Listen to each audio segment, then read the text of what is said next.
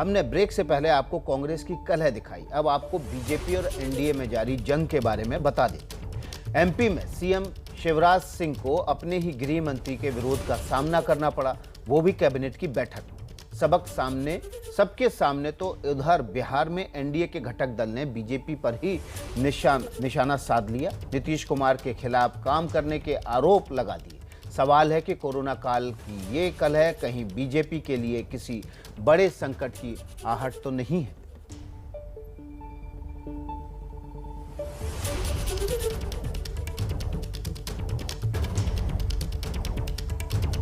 तो दो तस्वीरें हम आपको दिखा रहे हैं। मध्य प्रदेश में सीएम और गृह मंत्री के बीच टकराव हुआ। कैबिनेट की बैठक में एक योजना में रियायत देने को लेकर टकराव हुआ और ये एमपी में एक बड़ी कलह के रूप में उभरा।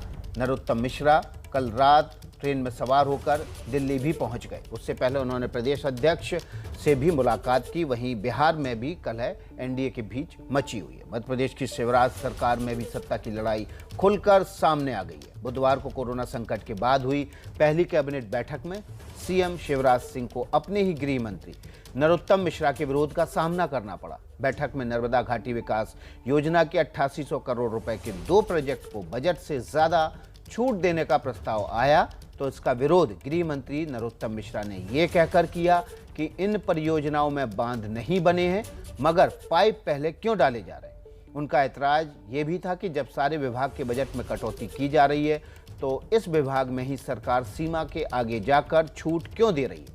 मिश्रा के इन तेवर से सब हैरान रह गए। कुछ दूसरे वरिष्ठ मंत्रियों ने भी मिश्रा का समर्थन किया तो कुछ मंत्री उनके खिलाफ भी उठ खड़े हुए। सहकारिता मंत्री अरविंद भदौरिया ने मिश्रा को ऐसा नहीं करने के लिए कहा, मगर मिश्रा नहीं माने और उन्होंने मुख्य सचिव इकबाल सिंह बैस से भी जवाब तलब किया। तो नर्मदा घाटी परियोजना में बांध को लेकर, पाइप बिछाने को लेकर 8800 करोड़ रुपए के बजट की छूट पर कैबिनेट में नरोत्तम मिश्रा और शिवराज आमने सामने आ गए। माननीय मुख्यमंत्री जी उसको चलाते हैं और इसलिए सब उनके साथ एक है। सुझाव अगर कोई देता है उसको आप नाराजगी कहो।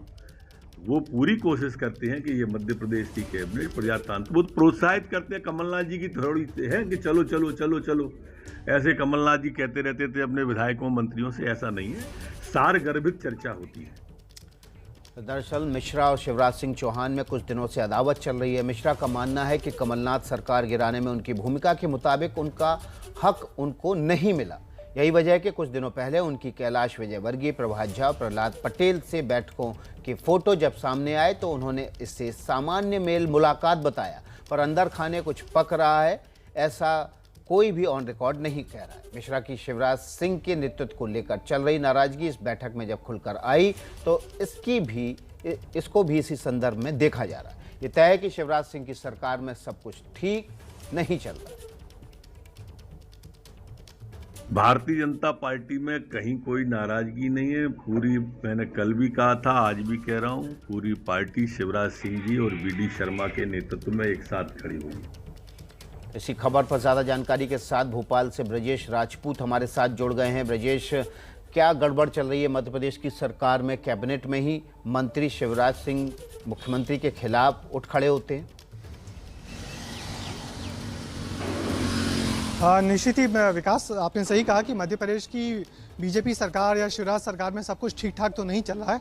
एक असंतोष खत बदा रहा है, वो कभी कभी ऐसे मौक़ों पर दिख जाता है। मगर जिस कैबिनेट मीटिंग का जिक्र आपने और हमने अपनी खबर में किया है, वो निश्चित ही ऐसा पहले कभी नहीं हुआ कि कैबिनेट की बैठक में कोई एक वरिष्ठ मंत्री सीधा खड़ा हो जाए और बड़े बड़े प्रस्तावों पर आपत्ति करे, उनमें भ्रष्टाचार का आरोप लगाए और फिर आमने सामने मंत्री खड़े हो जाएं, उसको रोकने की कोशिश करे। मैं आपको बता दूं कि इस कैबिनेट मीटिंग के बाद नरोत्तम मिश्रा सीधे वहाँ से उठ के आए, बीजेपी दफ्तर आए, बीजेपी संगठन के नेताओं से मुलाकात की, यहाँ भी अपनी नाराजगी उन्होंने दर्ज की। कैबिनेट बैठक में भी नाराजगी जताई और यहाँ भी नाराजगी जताई। तो कुल मिला के मैं आपको बताना ये चाह रहा हूँ कि उस वक्त जब एक 1.5 साल पहले मध्य प्रदेश में बीजेपी की सरकार बनी थी या कांग्रेस की सरकार गिरी थी, उस दरमियान जिन लोगों की भूमिका थी, उनको जो धीरज और संतोष रखने की सलाह दी गई थी, तो उन तमाम लोगों का धीरज अब धीरे धीरे खो रहा है। उनको लग रहा है कि शिवराज सिंह का जो नेतृत्व का कार्यकाल है लंबा होता जा रहा है, तो उसको यदि अभी चुनौती नहीं दी गई तो फिर हो सकता है कि अब 2 साल बाद मध्य प्रदेश में विधानसभा के चुनाव हैं, तो ये सही वक्त है, क्योंकि बीच में लगातार कुछ ना कुछ ऐसा आता रहा जिससे कि वो जो चुनौती थी वो लोग कभी दे नहीं पाए थे, शिवराज को अस्थिर करने की कोशिश कर नहीं पाए थे। मगर कुल मिला के मध्य प्रदेश में जो धीरे धीरे असंतोष उभर रहा है बीजेपी की सरकार में, या वो सारे लोग जो मुख्यमंत्री बनने के सपने देख रहे थे, अब उनको शिवराज सिंह का लंबा कार्यकाल जब्त नहीं हो रहा, तो कहीं ना कहीं अपनी नाराजगी, अपना असंतोष दिखा रहे हैं। और वो सारे लोग इस बारे में खुल के बोल भी रहे हैं, लगातार अपनी मीटिंगों की चर्चा कर रहे हैं, अपने फोटो भी डाल रहे हैं और बताने की कोशिश कर रहे हैं कि एक असंतुष्टों का धड़ा धीरे धीरे तैयार हो रहा है। प्रदेश अध्यक्ष वीडी शर्मा और सुहास भगत के पास शिकायत लेके पहुंचे तो उनको फटकार लगा दी प्रदेश अध्यक्ष ने कि आपको कैबिनेट की बैठक में इस तरह से मुख्यमंत्री के प्रस्ताव का, कैबिनेट के प्रस्ताव का विरोध नहीं करना चाहिए। तो क्या यही वजह है कि वहां से फटकार खाने के बाद आज वो दिल्ली आ गए, केंद्रीय नेतृत्व से शिकायत करेंगे क्या? लेकिन नरोत्तम मिश्रा के तेवर अभी ठंडे नहीं पड़े हैं और वो उनका कहना है कि जहाँ जहाँ गलत होगा हम उसकी बात उठाते रहेंगे। मगर बात गलत और सही की नहीं है, कुल मिला के वो जो लोग हैं जो उनको पीछे सपोर्ट कर रहे हैं और एक उनके मन में भी जो मुख्यमंत्री बनने का जो सपना पाल रहे हैं वो, और उनको लग रहा है कहीं ना कहीं अब शिवराज सिंह को पद से हटना चाहिए। हालांकि कैमरे पे तो नहीं बोलते, मगर उनके तेवर, उनके तीखे अंदाज और उनके जो बातें होती हैं, जिन लोगों से वो चर्चा कर रहे हैं, हमें अंदर खाने के सूत्र बता रहे हैं कि अब उनका असंतोष धीरे धीरे बढ़ता जा रहा है। और वो सारे लोग, चाहे प्रहलाद पटेल हो, चाहे कैलाश विजयवर्गीय हो, जो शिवराज के समकालीन है और जो शिवराज को लंबे समय तक इस पद पर देखना नहीं चाहते, उन सब का सपोर्ट इनको मिल गया है। तो और उनका दावा है कि कहीं ना कहीं इनको केंद्र से भी थोड़ी सी हरी झंडी मिली हुई है, क्योंकि अमित शाह से उनकी बहुत अच्छी गुडविल है, बहुत अच्छा उनके संबंध है। तो फिर वो अपनी नाराजगी लेकर अमित शाह के पास गए हैं, तो उम्मीद की जानी चाहिए कि वहां मुलाकात करेंगे। मगर ये असंतोष वाली मुहिम, अपदस्थ करने वाली मुहिम कितना रंग लाएगी, क्योंकि शिवराज हमेशा ऐसी चुनौतियों से बार बार उभर के सामने आए, उनको ऐसी चुनौतियों से कोई बहुत फर्क नहीं पड़ता। मगर हर बार एक नई चुनौती आती है, इस बार ये चुनौती को शिवराज को हल्का नहीं समझना चाहिए, क्योंकि लंबा वक्त हो गया है उनके साथ और कोरोना में जिस तरीके से कार्यकाल उनका गुजरा है उस सबको लेके भी कहीं आला कमान, कहीं जनता में नाराजगी है। और जहां जहां थोड़े बहुत भ्रष्टाचार के मामले उनको यदि उनके ही मंत्री सामने ला रहे हैं तो निश्चित ही अच्छी बात नहीं है। और शिवराज के नेतृत्व को सीधे सीधे चुनौती देने वाली बात के रूप में इस पूरी मीटिंग और इस पूरी भिड़ंत को देखा गया है। जी विश्वास। राजेश जानकारी दे रहे हैं किस मसले पर, किस मुद्दे पर गृह मंत्री नरोत्तम मिश्रा और मुख्यमंत्री शिवराज के बीच कैबिनेट में एक दूसरे के आमने सामने आ गए और इस बात को लेकर अभी मध्य प्रदेश की सियासत गरमाई हुई है। मध्य प्रदेश में बीजेपी के भीतर जो अंतर्कलह है वो अभी चरम पर आएगा कि नहीं आएगा, या मामला यहीं ठंडा होगा। बहुत बहुत शुक्रिया ब्रजेश आपका इस जानकारी के लिए। अब चलते हैं बिहार में भी एनडीए का झगड़ा खुलकर सामने आ गया है। जीतन राम मांझी की पार्टी हम के प्रवक्ता दानिश रिजवान ने बीजेपी पर नीतीश सरकार को अस्थिर करने का आरोप लगा दिया। दानिश रिजवान ने कहा है कि बीजेपी के कुछ नेता सरकार के खिलाफ लगातार बयानबाजी कर रहे हैं, विपक्ष को हमले का मौका दे रहे हैं। यही नहीं, दानिश रिजवान ने एनडीए में कोऑर्डिनेशन कमेटी बनाने की मांग करते हुए कहा कि अगर ऐसा नहीं हुआ तो हालात और खराब हो जाएंगे। हालांकि बीजेपी कह रही है कि ये सिर्फ भ्रम फैलाने की कोशिश है।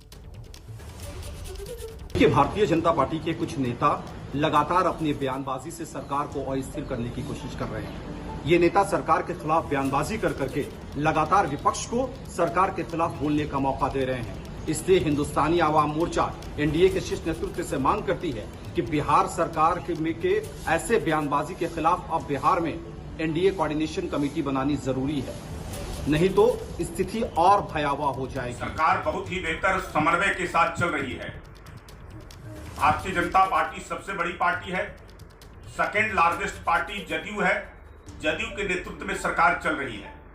समन्वय की जो बात कर रहे हैं वो कहीं न कहीं भ्रम पैदा करना चाहते हैं। मुझे लगता है कि बेहतर समन्वय के साथ जब सरकार चल रही है तो इस प्रकार का भ्रम पैदा करने वाले लोग बेनकाब हो जाएंगे और किनारे हो जाएंगे। तो इसी खबर पर हमारे साथ प्रकाश कुमार पटना से ज़्यादा जानकारी के साथ जुड़ गए हैं। प्रकाश, जीतन राम मांझी की पार्टी का ये बयान नीतीश कुमार को लुभाने की कोशिश है या वाकई में भीतर खाने कुछ गड़बड़ चल रही है? विकास, एक बात तो साफ है कि एनडीए में सब कुछ ठीक ठाक नहीं है।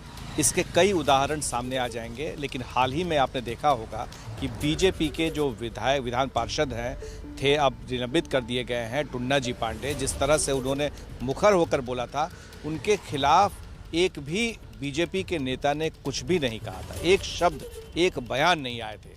जब जेडीयू ने दबाव बनाया और संजय सिंह जो मुख्य प्रवक्ता हैं जेडीयू के, उन्होंने साफ कह दिया कि इसके पीछे बीजेपी के नेता हैं और बीजेपी की शय पर कर रहे हैं, तब जाकर उन्हें निलंबित किया गया था। तो इस चाल को एनडीए के जो लोग हैं वो देख रहे हैं और जीतन राम मांझी जो है वो साफ कह रहे हैं, उनकी पार्टी के नेता कह रहे हैं कि वो नीतीश कुमार के साथ है। वीआईपी के जो मुकेश सहनी हैं वो चुप हैं, चुप्पी साधे हुए, लेकिन ये भी देखा जा रहा है कि मुकेश सहनी का झुकाव बीजेपी की तरफ है। तो एनडीए में जिस तरह से मांझी और नीतीश एक साथ नजर आ रहे हैं, वैसे ही बीजेपी और सहनी नजर आ रहे हैं। तो इन दोनों के बीच में, चारों के बीच में तालमेल कैसे बैठे, इसको लेकर के मांझी के नेता कह रहे हैं कि यहाँ एक कोऑर्डिनेशन कमेटी होनी चाहिए। आपको याद होगा विकास कि जब वो आरजेडी से बाहर निकले थे मांझी, तो उस वक्त में उन्होंने कोऑर्डिनेशन कमेटी की मांग लगातार की थी। उस समय में जो वहाँ पर यूपीए में नेता थे, महागठबंधन के नेता थे, उनसे मांग कर रहे थे, तो वहाँ मांग नहीं मानी गई तो फिर इधर चले आए। अब यहाँ पर फिर से कोऑर्डिनेशन कमेटी की मांग कर रहे हैं, तो इसको लेकर के सवाल उठ रहे हैं। वहीं उपेंद्र कुशवाहा जो संसदीय बोर्ड के अध्यक्ष हैं जेडीयू के, वो लगातार बिना नाम लिए हुए बीजेपी के प्रदेश अध्यक्ष पर भी हमला कर रहे हैं। बीजेपी के प्रदेश अध्यक्ष ने पहली बार अपने फेसबुक पोस्ट में लिख दिया था कि बिहार में नाइट कर्फ्यू का क्या औचित्य है कोरोना काल में। अगर कोऑर्डिनेशन कमेटी बन जाएगी तो नीतीश कुमार की तो अपनी ताकत कम होगी, तो जीतन राम मांझी किसको ताकत देने की कोशिश कर रहे हैं? देखिए, जीतन राम मांझी दरअसल ये बताना चाहते हैं कि नीतीश कुमार के वो साथ खड़े हैं और नीतीश कुमार पर कोई हमला करेगा तो वो उनसे कतई बर्दाश्त नहीं करेंगे। अभी हाल ही में दलितों के धर्मांतरण को लेकर और दलित पर हमला को लेकर के अल्पसंख्यकों पर जो आरोप लगाए हैं बीजेपी ने, तो उसको लेकर के भी सवाल उठाए थे जीतन राम मांझी ने। तो एक तरफ का मोर्चा जीतन राम मांझी ने संभाल रखा है और दूसरी तरफ बीजेपी के नेता वो उलझ पड़े हैं जीतन राम मांझी से। तो ये उलझाव जरूर है, एक दूसरे को दिख जरूर रहा है, लेकिन एनडीए के अंदर खाने में सब कुछ ठीक नहीं दिख रहा है। हर किसी को लग रहा है कि कुछ तो गड़बड़ हो रहा है और इसे सही करे तो करे कौन, ये बड़ा सवाल है कि कौन इसमें आगे बढ़ेगा। राम मांझी कह रहे हैं कि कोऑर्डिनेशन कमेटी बन जाए, लेकिन कोऑर्डिनेशन कमेटी बन गई तो मुख्यमंत्री नीतीश कुमार को ही नुकसान होगा, उनकी सत्ता का ही विकेंद्रीकरण हो जाएगा।